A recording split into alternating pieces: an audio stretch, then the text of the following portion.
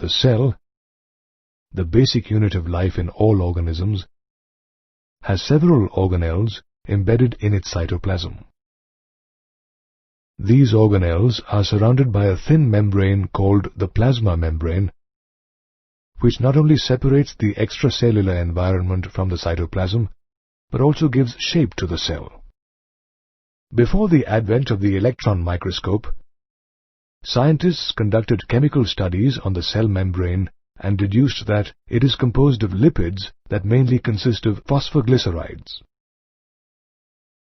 These lipids are arranged in a bilayer with the polar hydrophilic head of both layers pointing outward towards the aqueous environment, and the nonpolar hydrophobic tail made of saturated hydrocarbons pointing inward. Such an arrangement not only protects the tail from the aqueous environment, it also prevents polar molecules such as nucleic acids, proteins, and ions from diffusing through it.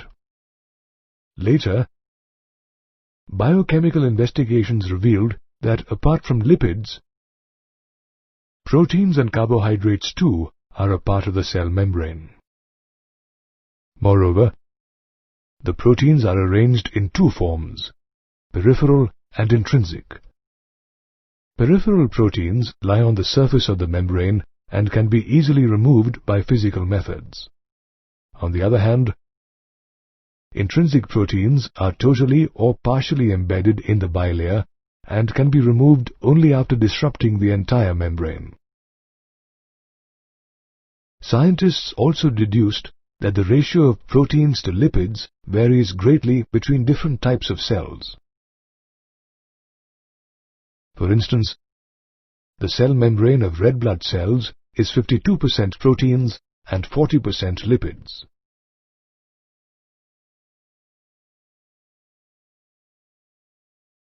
The advent of the electron microscope helped scientists better understand the structure of the cell membrane, and finally in 1972, Singer and Nicholson put forth the fluid mosaic model, which was widely accepted by the scientific community.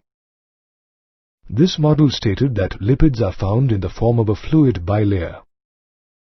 This quasi-fluid of almost fluid-like nature allows proteins to move laterally within the bilayer, and this ability of the membrane to allow the movement of molecules within it is referred to as membrane fluidity. The fluid nature of the membrane also allows the cell to perform important functions such as cell growth, the formation of intercellular junctions, secretion, and cell division. All these functions require flexibility in the membrane. For instance, during cell growth and cell division, the membrane has to extend. The cell membrane also guards the entry and exit of different molecules and ions in and out of the cell.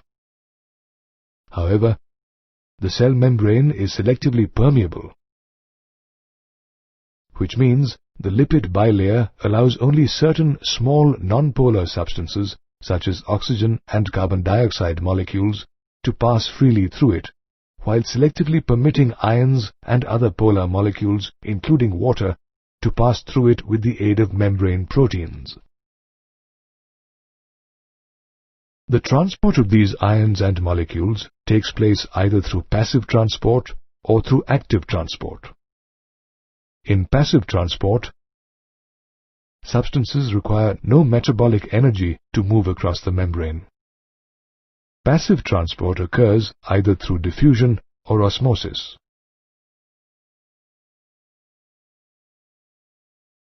In a cell membrane, we observe simple diffusion and facilitated diffusion. In simple diffusion, oxygen and carbon dioxide molecules freely move across the membrane from higher to lower concentration, whereas larger molecules, such as glucose, are transported by facilitated diffusion, in which carrier proteins in the membrane change their shape and accelerate the diffusion process. On the other hand, osmosis refers to the movement of water molecules across the cell membrane through diffusion. In active transport, transmembrane proteins act as pumps and utilize the energy from ATP to move substances against their concentration gradient, that is, from lower concentration to higher concentration.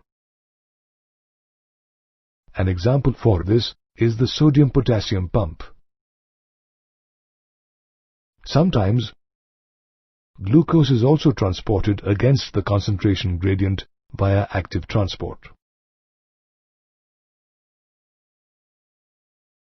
The cell membrane, which helps in the transport of substances, is also a part of the cilia and flagella, hair-like structures that project from the cell's surface.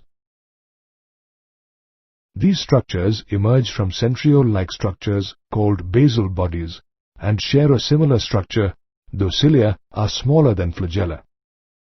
Their core, called the axoneme, is covered by the cell membrane and has numerous microtubules running parallel to its axis. Two microtubules join to form a doublet.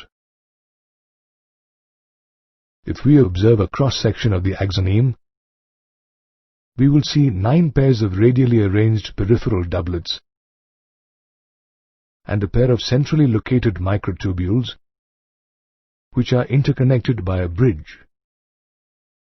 Such an arrangement of axonemal microtubules is known as the 9+2 array. The central microtubules are enclosed by a central sheath, which is connected to one of the microtubules of each peripheral doublet by a radial spoke. The peripheral doublets too are interconnected by linkers called an interdoublet bridge. The cilia and flagella help the cell propel or move the fluid surrounding the cell. Thus, it helps in motility.